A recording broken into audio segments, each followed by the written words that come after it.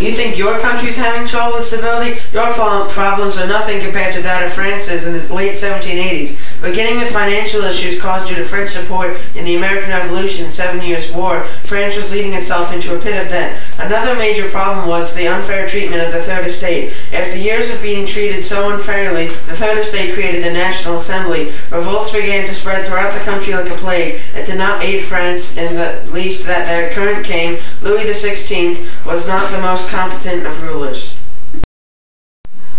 The Estates General, a committee that's supposed to discuss the problems in the nation, had finally decided to meet for the first time since 1614. The Estates General was comprised of 3 estates. At the top was the clergy, few in number, only making about 1% of the country. The second estate was made up of nobility, taking up about 2% of the population, and the third estate was, quite literally, everyone else in France. The first 2 estates were not obligated to pay taxes, only the third estate had to pay them. Each estate counted for 1 vote. Let's say the third estate wants to change, so the other estates can pay taxes as well. They will vote to see if this will happen. More often than not, the 2 estates would team up and outvote the third estate and continue not to pay taxes. If money was the issue, the first 2 estates would simply vote for the third estate to pay even more taxes. Now, a short dramatization will be shown to somewhat illustrate in a humorous way what the Estates General was like. This will be the first in a small series of 4. Excuse me. Oh, for God's sake, what is it, Third Estate? Well, I was just wondering, maybe we could take a vote and, to lower taxes a bit? Or maybe you and the First Estate can contribute to the tax paying? Oh, gee, I don't know. I'd have to discuss it with the First Estate. What do you say first? Nope. Well, there you have it. Oh, I have a splendid idea. France is having trouble with its debt again. Why don't you guys pay more taxes while we keep paying nothing?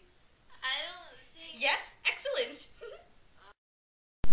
After some years, the Third Estate brought up the Cahier des Doléances, which is a list of grievances, and hoped the other 2 estates would solve some of the issues on the list. But once again, the other 2 estates just voted against it. As a means of solving their problems, the Third Estate established the National Assembly.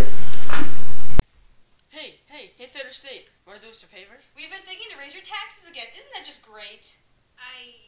You know what? No! I've had it with you guys. All you do is use me, outvote me, and make me pay more taxes. Why am I the only one paying taxes? Last I checked, you guys had more land and more money than I do. Not to mention, I'm way bigger than the 2 of you combined. You know what I'm going to do? I'm going to start my own group. It's going to be called the National Assembly, and you're not going to be allowed in it. Well, maybe a few of you. But that's it. With the National Assembly now born, the members of this committee decided to sit in the tennis court in Versailles. They had vowed not to move from their place until France was given a constitution that would grant them the rights they so desperately wanted. This was dubbed the tennis court oath. Okay, seriously, you have to leave. This is getting ridiculous. You don't have to go home, but you have to get out of here. There's a tennis match in 4 minutes. No, I am not leaving until you fix the things with your stupid government. Hey kids, need some family time? Tired of seeing heads rolling around on your lawn? Then the Reign of Terror Home Edition is what you'll be asking Mom and Dad for. Yes, see who can make it to the end of the game without getting their head chopped off. It even comes with its own miniature guillotine. Warning, this game is not suitable for children under the ages of 10. On the date of July 14, 1789, more than 800 people marched to Bastille to look for weapons for the militia. 98 people were killed and chaos broke out. The crowd stormed the fortress and freed the scarce amount of prisoners there. However, things were beginning to become better. Okay, well, better than things have been in France. In August 1789, the Declaration of the Rights of Man and Citizen was brought to light by the National Assembly. It mostly applied to men. Influenced by the Declaration of Rights that was adopted in the state of Virginia in 1776, and influenced by the Enlightenment, this established a new regimen and stated the rights of the individual. And just when things seemed to look good, well, better than they were looking, on October 15, 1789, around 7,000 Parisian women, who may I put were armed with weapons, stormed Versailles demanding more bread. This is more often called the Women's March to Versailles. I don't want to sing no song. Good God! There's an army of women outside. And they're armed with weapons. I think one of them has a cannon. Well, that makes much more sense. On August 10th, Tuileries Palace, where the king and his family had fled after being chased from the Palace of Versailles during the Women's March, was stormed by a crowd. The family was captured and imprisoned. There was another radical group that came into the scene, the sans-culottes, a group of shopkeepers, artisans, wage earners, and even factory workers. They were very aggressive towards the aristocracy. They despised inequality to the point where they wanted the abolition of property.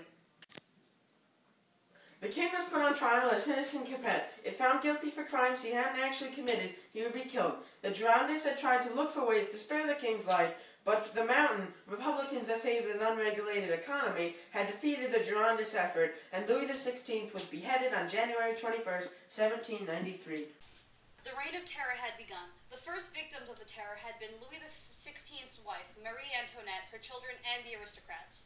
The Reign of Terror had claimed 25,000 victims, maybe more in its time with power. Society had begun to become more and more radical. In 1794, victims were coming from all social classes. People were being beheaded by the thousands. Due to their hatred of any organized religion, a new calendar was brought into the nation of France, a means of de-Christianization. Though the Reign of Terror was a short time, so much had happened in that small span of time.